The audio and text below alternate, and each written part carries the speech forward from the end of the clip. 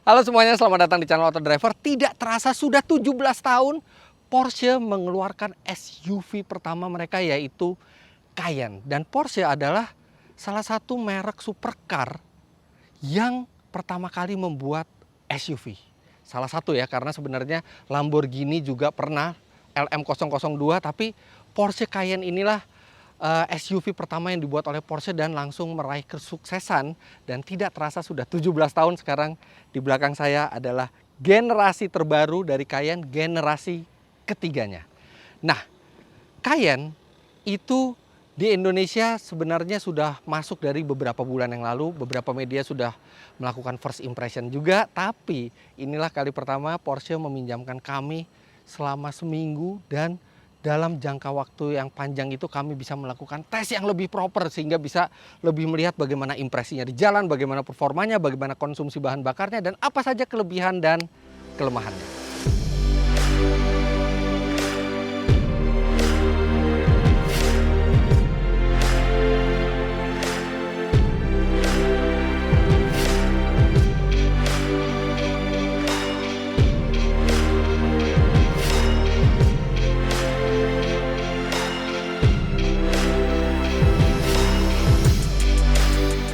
Di Indonesia, Porsche adalah satu dari sedikit APM yang tidak pernah mau merilis harga pasti dari mobilnya berapa. Tapi mereka memiliki alasan yang cukup baik, yaitu karena setiap pemesanan Porsche, konsumen diberikan kebebasan untuk memilih sendiri speknya. Jadi nanti harga mobil itu akan bergantung dari spek yang dipilih oleh konsumennya. Namun yang di sebelah saya ini adalah tipe paling basic dari Cayenne. Jadi ini Cayenne biasa, bukan Cayenne S, GTS, atau bahkan turbo. Ini adalah Cayenne biasa dengan spek yang paling rendah, dan option yang dipakai juga tidak terlalu banyak. Mobil di samping saya ini, prediksi harganya adalah sekitar 3 sampai 3,2 miliar rupiah. Tapi kalau Anda memilih mesin yang lebih bertenaga atau option yang lebih banyak, itu tergantung kekuatan dompet Anda, karena memilih option untuk Cayenne ini bukan masalah puluhan atau ratusan juta rupiah, bahkan bisa mencapai miliar rupiah kalau memang Anda memilih banyak sekali option yang ada di mobil. Tapi sekarang kita lihat dulu versi paling basicnya seperti apa. Karena sebasic-basicnya mobil ini, tetap saja ini adalah sebuah Porsche. Cayenne terbaru ini menggunakan platform terbaru SUV besar milik VW Group. Jadi, platform yang dipakai mobil ini sama dengan Audi Q7, Audi Q8, VW Touareg, Bentley Bentayga, bahkan Lamborghini Urus menggunakan platform yang sama. Tapi kalau Anda lihat bagian depannya, ini sebenarnya berubah total. Semuanya berubah, lampunya berubah menggunakan model lampu terbaru dari Porsche, kemudian grillnya berubah, kap mesinnya berubah. Tapi memang secara desain masih sangat mirip, bahkan dari generasi pertama pun masih sangat mirip. Saya bukan penggemar dari desain Porsche Cayenne, tapi ini setidaknya ada teknologi lampu yang lebih modern serta ya sedikit berbeda dibandingkan sebelumnya. Tapi yang paling berbeda dari mobil ini adalah di desain belakang. Nah, di bagian belakang ini yang lebih banyak berubahnya dibandingkan bagian depan. Anda bisa lihat lampunya sipit, dan ini lampu dengan bahasa desain terbaru Porsche yang memanjang lampu LED-nya dari kiri sampai ke kanan. Cakep sekali di malam hari. Dan ini juga sen atau lampu remnya juga ini LED. Kemudian yang paling mengesankan adalah tulisan Porsche yang berada di balik kaca bening ini. Ini bukan kaca mungkin ya, ini plastik, tapi ini kesannya mahal sekali dan eksklusif sekali, keren sekali ini logo Porsche-nya. Serta di bawah ini ada 2 buah lubang knalpot yang besar, dan Anda bisa yakin bahwa itu adalah lubang knalpot yang asli. Ya, betul, asli. Dan bagian belakang inilah yang membuat Porsche Cayenne terbaru ini semakin menawan. Dan Cayenne adalah SUV yang besar. Jadi kalau Anda buka bagasinya secara elektrik, tentu saja karena ini sebuah Porsche, Anda akan mendapatkan space bagasi yang sangat besar. Bahkan sebelum kursi itu dilipat, itu kapasitasnya sudah mencapai 770 liter. Itu 2 kalinya hatchback medium kira-kira. Dan di bawah sini ini masih ada space yang sangat besar. Mungkin ini untuk tempat ban serep di beberapa negara, tapi kita tidak memakai ban serep. Di sini kita pakai tire repair kit, dan Anda bisa meletakkan barang lagi di bawah sini, dan Anda bisa lihat di sini ada sound system dari Bose juga. Jadi ini tempat penyimpanan yang sangat besar. Bahkan kalau Anda membawa barang bawaan yang berat, Anda bisa menaikkan atau menurunkan suspensi hanya dari tombol di sini, karena ini mobil sudah menggunakan suspensi udara atau air suspension. Seperti biasa, ini ada partisi. Partisinya ini juga kokoh dan solid. Tapi tentu saja kalau Anda mau meletakkan barang lebih besar, Anda harus melipat jok belakang tersebut. Sayangnya di belakang ini tidak ada tuas untuk melipat secara langsung, jadi Anda untuk melipatnya harus ke kanan dan ke kiri karena tuasnya ada di samping jok. Seperti ini. Satu lagi.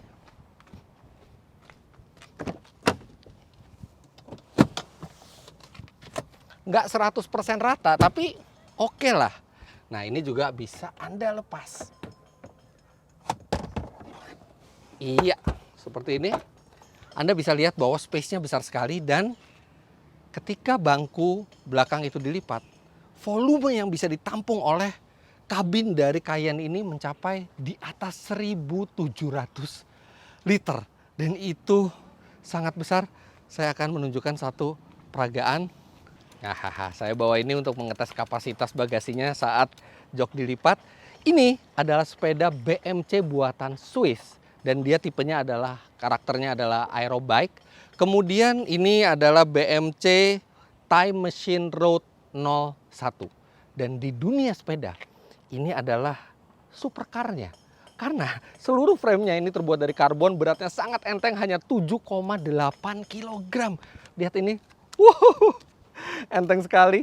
Dan sepeda ini properti dari Teknobike. Teknobike adalah toko sepeda yang siap melayani kebutuhan kita semua yang senang bersepeda atau melakukan sport dengan sepeda. Dan di Teknobike bukan hanya menjual, tapi mereka juga memberikan layanan konsultasi. Jadi ketika Anda datang ke sana, bukan hanya langsung disodori sepeda ini harganya segini, tapi juga dipilihkan oleh mereka dengan konsultasi sepeda apa yang paling cocok untuk postur tubuh Anda, kebutuhan Anda, dan trek yang Anda lalui.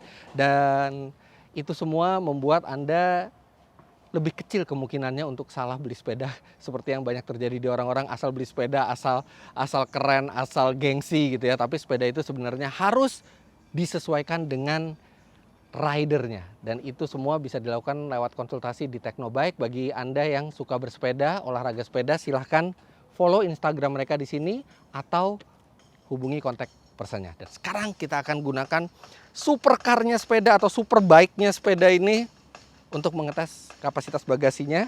Anda bisa lihat ini full size, bahkan saya saja yang tingginya 177 cm layak naik sepeda ini. Oke, sekarang kita angkat entengnya. Dan proses memasukkan ke dalam kabin dari Cayenne ini sama sekali tidak susah. Aha, ajukan sedikit. Yes, beres. Seluruh sepeda masuk ke dalam kabin. Anda bahkan tidak perlu memasang roof rack di atas untuk mengangkat sepeda atau di belakang. Cukup masukkan ke dalam kabin Cayenne yang besar ini. Waduh, udah mulai hujan nih, udah mulai gerimis, tapi nggak apa-apa. Demi Anda saya lanjutkan review ini sedikit lagi. Nah, ban yang digunakan di model yang kami tes ini adalah 20 inci. Dengan ukuran ban di depan 275/45 R20 dan di belakang 305/40 R20. Tapi di option yang tersedia, Anda bisa membesarkan lagi pelek ini sampai 22 inci langsung dari Porsche-nya. Sekarang karena sudah hujan, sekarang kita lihat ke bagian dalam.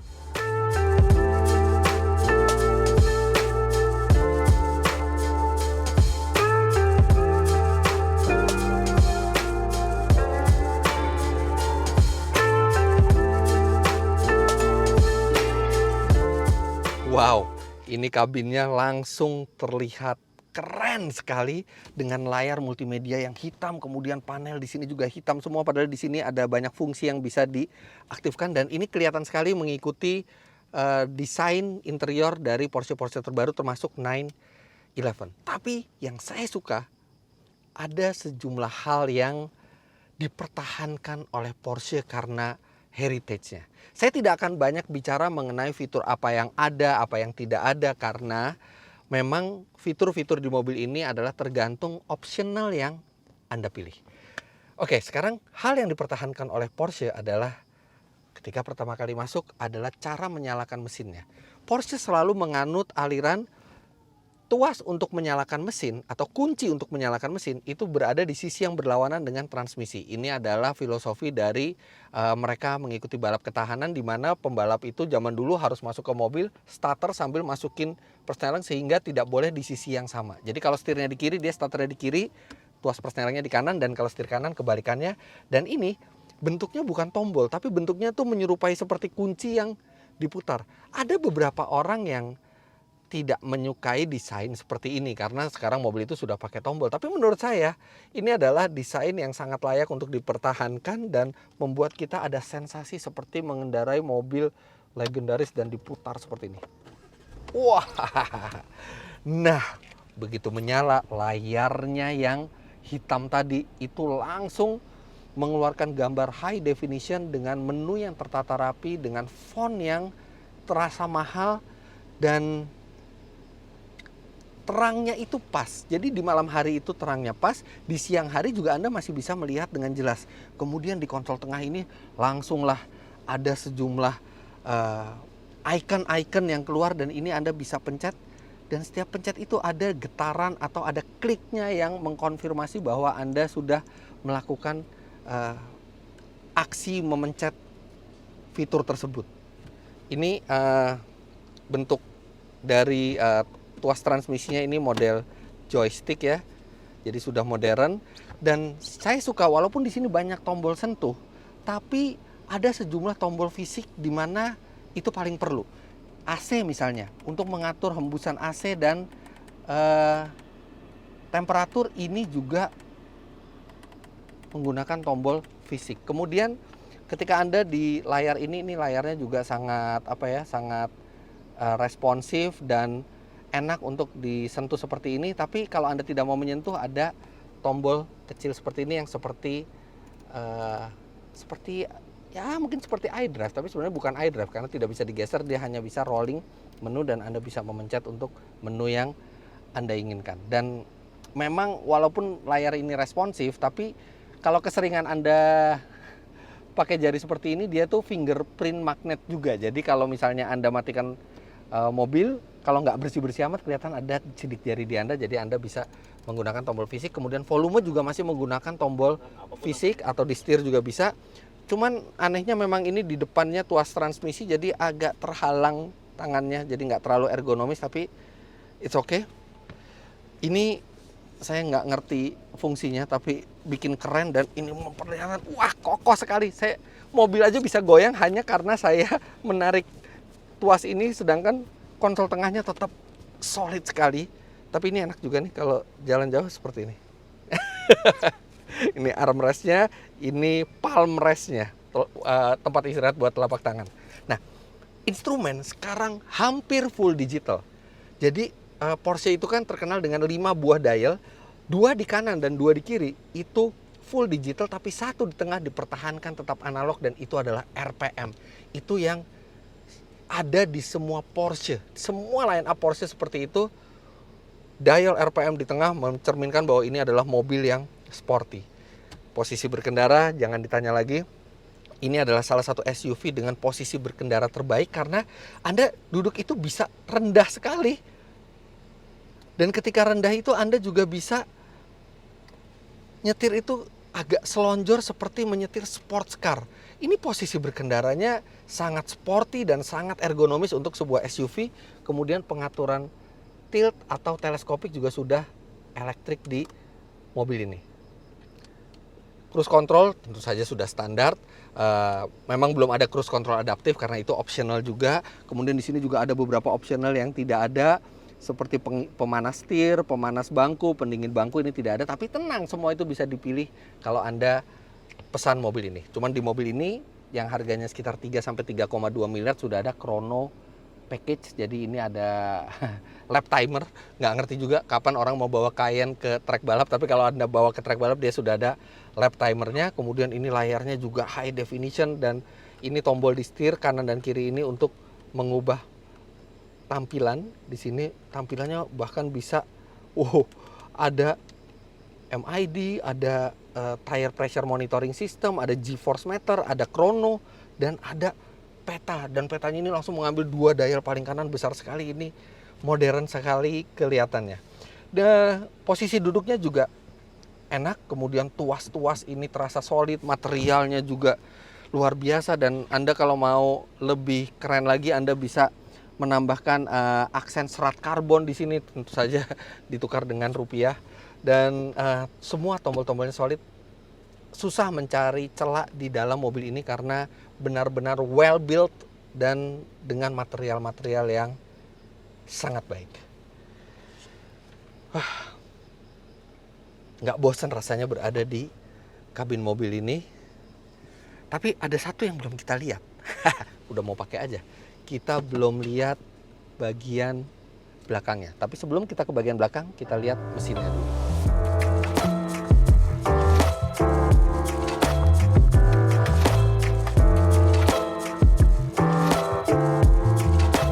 Nah, sekarang kita lihat mesinnya. Karena ini adalah entry level, sudah pasti mesinnya juga entry level. Tapi seperti tadi saya bilang, entry levelnya Porsche tetap saja mesin yang sangat bertenaga. Ini adalah Porsche Cayenne dengan mesin 3000 cc V6 dilengkapi dengan turbo yang menghasilkan tenaga 340 HP dan torsi 450 Nm. Tenaga dan torsi tersebut disalurkan ke 4 roda melalui sistem 4-wheel drive yang canggih atau all-wheel drive yang canggih dan melalui transmisi 8 speed otomatis. Di atas ini masih ada lagi Cayenne S dengan mesin sama-sama 3000 cc, twin turbo dengan tenaga 440 HP. Di atasnya ada lagi Cayman GTS dengan tenaga 460 HP dan di atasnya masih ada lagi Cayenne Turbo 4000 cc V8 dengan twin turbo yang menghasilkan 550 HP dan top of the line-nya adalah Cayenne Turbo S e-hybrid yang bahkan menghasilkan 680 HP. Jadi tenaganya yang paling kecil saja 340 HP dan sekarang kita akan langsung mengendarai mobil ini untuk melihat bagaimana rasanya di jalan, atau mungkin saya tunggu hujannya berhenti dulu baru kita akan coba mobil ini di jalan.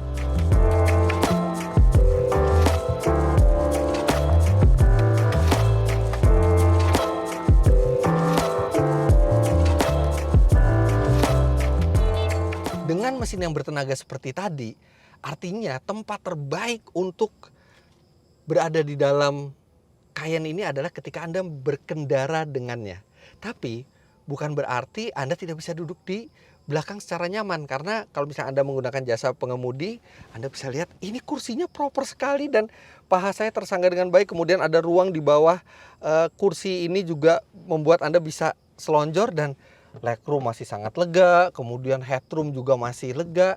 Ini adalah posisi duduk saya, di depan posisi duduk ideal. Saya tingginya 177 cm dan tidak ada masalah sama sekali di belakang. Bahkan kalau tidak ada barang di belakang, saya masih bisa mundurkan lagi. Jadi ini bisa maju mundur. Saya bisa mundurkan dan saya bisa recliningkan. Wah, ini relax, apalagi ditambah dengan armrest yang sangat besar.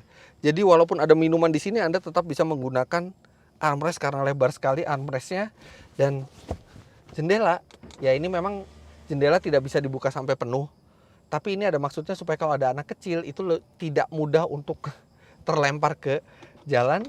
Dan baik di kanan maupun kiri ini masih ada tirai yang dikendalikan secara elektronik juga. Ini untuk menambah privasi dan biar bikin di dalam kabin ini makin adem. Dan bicara masalah adem, mobil ini dilengkapi dengan sistem climate control 4 zone. Jadi 2 zone di depan dan di belakang. Anda punya kebebasan mengatur level AC, temperatur, bahkan hembusan anginnya aja Anda bisa, dia bisa dari depan Anda, bisa dari atas Anda, bisa dari bawah Anda. Ini benar-benar pengaturan AC seperti di depan tapi untuk penumpang belakang, dan ini tampilannya sama kerennya dengan panel-panel di depan. Ada 2 buah USB slot dan 1 buah soket 12 volt dan di bawah ini masih ada penyimpanan kecil ya. Mungkin untuk handphone Anda bisa masukkan sini, ya enggak juga sih. terlalu kecil ya mungkin untuk koin atau apapun. Tapi yang jelas di belakang ini adalah tempat yang sangat proper. Jadi ini adalah Porsche yang masih sangat enak untuk duduk di belakangnya. Tapi tentu saja saya nggak mungkin mereview mobil ini hanya di belakang. Sekarang saya mau pindah ke depan dan mungkin saya akan tunggu cuacanya lebih baik dulu. Masih sangat mendung dan sangat basah. Dan ketika kering nanti saya akan langsung melakukan test drive. Karena hujan tidak kunjung reda dan hari sudah sangat sore, saya lanjutkan review mobil ini di keesokan harinya. Nah, sekarang udah cerah dan lebih kering, jadi saya bisa menikmati dan melanjutkan review Porsche Cayenne ini. Satu hal yang sangat kuat dari Porsche adalah karakternya, dan Cayenne tidak meninggalkan akarnya sama sekali. Mobil ini benar-benar terasa pure seperti Porsche. Posisi duduknya, desain interiornya, performanya. Feelingnya itu benar-benar, iya ini sebuah Porsche. Bahkan dia itu bisa terasa seperti Anda mengendarai 911.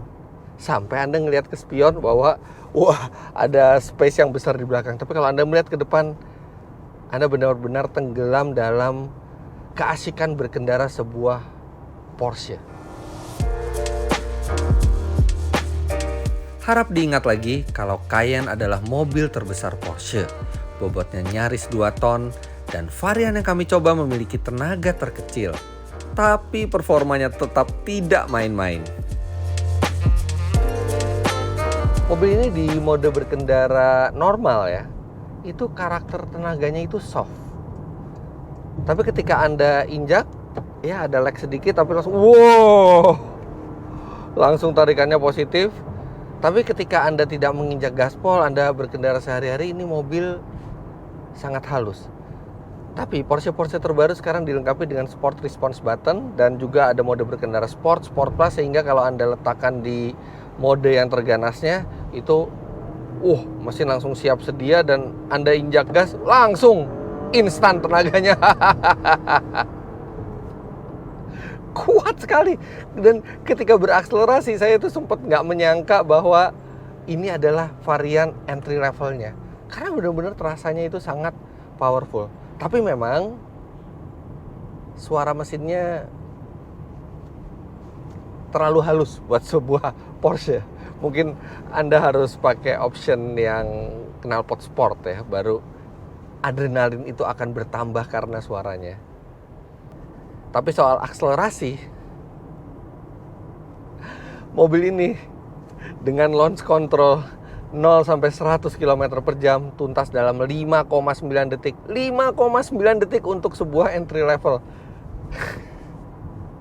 Jadi mobil ini memang masih sangat-sangat kencang, apalagi untuk sebuah SUV besar.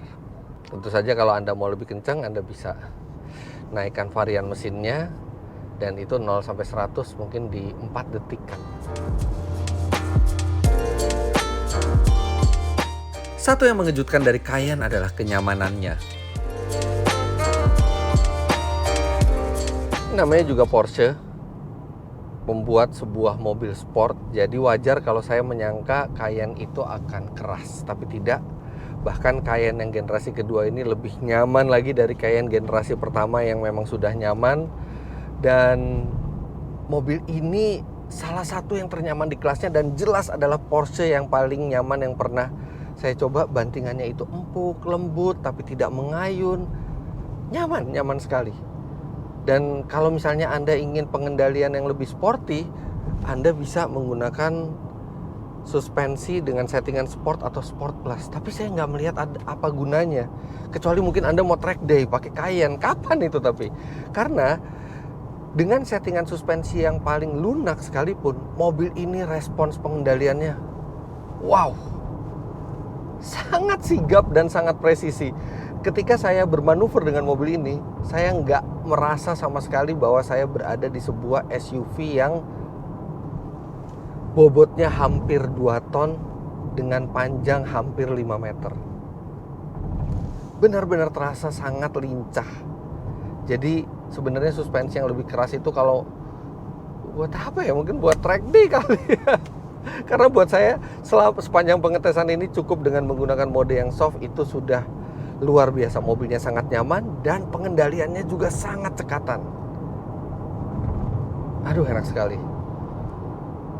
Sudah gitu kenyamanannya juga itu ditunjang lagi oleh akustik yang bagus. Jadi peredaman suaranya sangat bagus. Saya hampir nggak bisa mendengar suara ini ada truk lewat di sebelah saya. Hampir nggak kedengeran suaranya. Road noise dari ban memang sedikit agak masuk karena memang bannya lebar sekali, 275 di depan, 305 di belakang. Tapi masih sangat wajar dan Anda terasa terisolasi dari luar. Nih ada truk. Kita lihat hampir tidak kedengeran suaranya. Menyandang nama Porsche, berbentuk SUV besar dan tenaganya berlimpah, wajar jika Anda menyangka mobil ini boros. Kenyataannya tidak. Bahkan menurut saya ini sangat efisien untuk seukurannya. Jangan lupa bahwa ini mesinnya besar, 6 silinder V6 3000 cc, turbo, tenaganya 340 HP, torsinya 450 Nm dan bobotnya hampir 2 ton. Tapi di jalan dalam kota, rute dalam kota dengan kecepatan rata-rata hanya 22 km per jam, mobil ini bisa mencatat 8 km per liter. Sampai kami ulang berkali-kali, tetap menunjukkan angka yang sama, 8 km per liter. Ya tentu saja dengan injakan kaki yang halus. Kalaupun Anda sesekali suka berakselerasi, itu masih di atas 7,5 km per liter untuk di dalam kota. Dan untuk di rute luar kota dengan kecepatan rata-rata 90 sampai 100 km per jam, mobil ini masih bisa sanggup 15,2 km per liter. Itu adalah angka yang lumayan fantastis untuk SUV sebesar dan sekuat ini tenaganya. Jadi agak membalikkan anggapan ya, Porsche SUV tenaga besar, ternyata konsumsi bahan bakarnya ya seperti itu. Terbilang hemat untuk kelasnya. Secara umum mobil ini memang mengagumkan, tapi tetap ada beberapa hal yang agak mengganggu. Jujur saja tidak mudah untuk mencari hal-hal yang mengganggu di mobil ini karena memang engineering dari Jerman ini sangat solid, engineering dari Porsche. Tapi kami menemukan beberapa. Yang pertama adalah tadi seperti saya bilang, walaupun tenaganya kuat tapi raungan khas Porsche-nya itu tidak keluar di sini. Mungkin juga karena knalpotnya, tapi karakter dari suaranya tidak ada untuk yang di varian entry level. Jadi Anda harus membeli opsi knalpot yang sport untuk mendapatkan soul dari Porsche itu. Kemudian yang kedua, di setir dengan segini banyak tombol dan di konsol tengah dengan banyak sekali tombol, tapi tidak ada tombol yang dedicated untuk memajukan atau memundurkan lagu. Jadi kita harus di layarnya, kita harus cari, tidak ada satu tombol praktis. Kemudian, tapi dua itu oke lah, tidak terlalu mengganggu ya. Satu yang paling mengganggu menurut saya adalah AC-nya. AC-nya tidak ada masalah, dingin, hembusannya kuat, tapi masalahnya berisik. Jadi kalau kita pasang AC levelnya itu 5 atau 6 gitu ya, itu suaranya itu seperti ini. Terutama kalau di kecepatan rendah itu jadi terasa mendominasi suara dari blower AC-nya ini. Nah, bisa saya kecilkan ke posisi 3 atau 2, nah ini nggak ada suaranya, tapi hembusannya juga hampir nggak ada, terlalu pelan gitu. Jadi kalau di hari yang agak panas, itu terpaksa saya di kabin itu mendengarkan AC yang lumayan keras suaranya. Tapi dari info yang kami dapat itu penyebabnya adalah karena memang filter AC di mobil ini sangat hebat.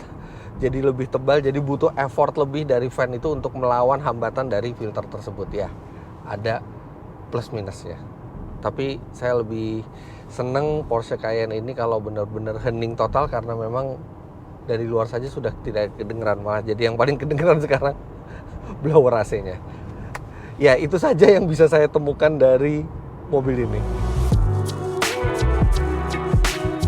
Di lain sisi, banyak pula hal kecil yang positif di mobil ini. Yang pertama, yang saya paling suka adalah Sport Response Button. Jadi Sport Response Button ini benar-benar hanya satu kali dipencet dan dia selama 20 detik akan membuat mobil itu berada di mode yang paling siaga, mode yang paling garangnya, sehingga Anda bisa langsung gas. Wow. Jadi ketika Anda mendadak nafsu Anda pengen ngebut, atau Anda mau menyalip mobil, atau tiba-tiba Anda harus berakselerasi cepat, di saat itu juga Anda tidak perlu lagi menyeting-nyeting transmisi, kemudian settingan mesinnya semua. Anda tinggal pencet satu tombol, langsung itu selama 20 detik mobil berada di mode terganasnya. Kalau selama 20 detik Anda tidak melakukan akselerasi, dia akan balik ke mode normal. Ini tombol yang mestinya ada di semua mobil, saya selalu bilang gitu. Terutama mobil yang sport, itu satu.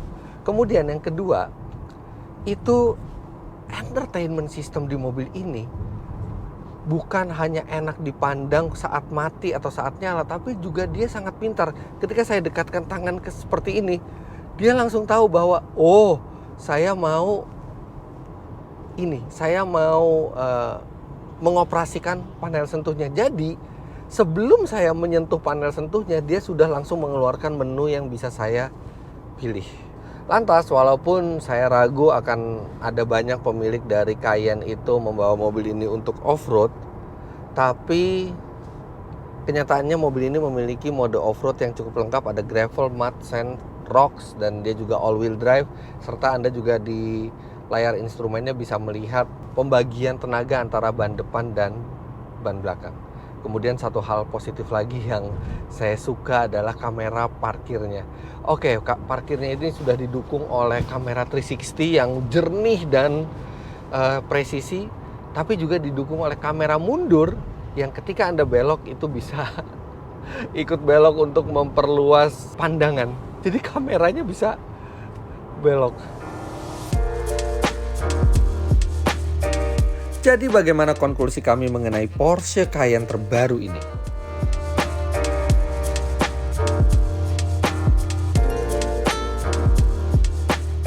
Porsche adalah satu dari sedikit pembuat mobil yang sanggup menciptakan legenda dan menciptakan heritage mereka sendiri. 911 contohnya.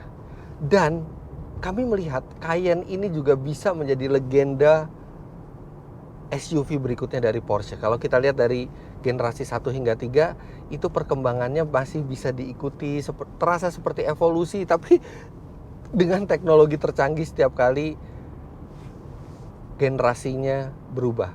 Mengendarai Cayenne tidak seperti mengendarai sebuah SUV, tapi lebih seperti mengendarai sebuah sports car dari Porsche. Performanya luar biasa, pengendaliannya luar biasa, posisi berkendaranya, dan itulah yang memang dibuat oleh Porsche. DNA dari sebuah emblem Porsche yang sangat kuat, yang membuat produk apapun dari Porsche itu terasanya seperti Porsche. Tidak peduli itu sports car atau SUV seperti ini. Mobil ini juga nyaman, serbaguna, all wheel drive, bisa ke segala medan, tapi dengan keasikan yang khas dari pabrikan Jerman tersebut.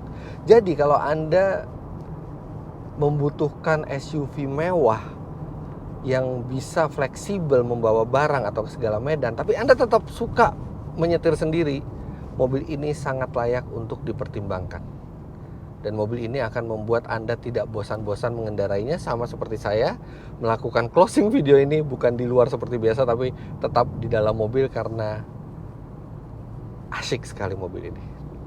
Jadi begitulah hasil review kami ke Porsche Cayenne generasi ketiga ini. Jangan lupa Anda klik like bila menyukai video ini, komentar di bawah, dan subscribe ke channel Autodriver jika Anda belum. Main-main ke web kami di www.autodriver.com, serta download aplikasi kami Autodriver di Google Play Store. Terima kasih banyak Anda sudah menyaksikan. Sampai jumpa di video selanjutnya. Bye-bye.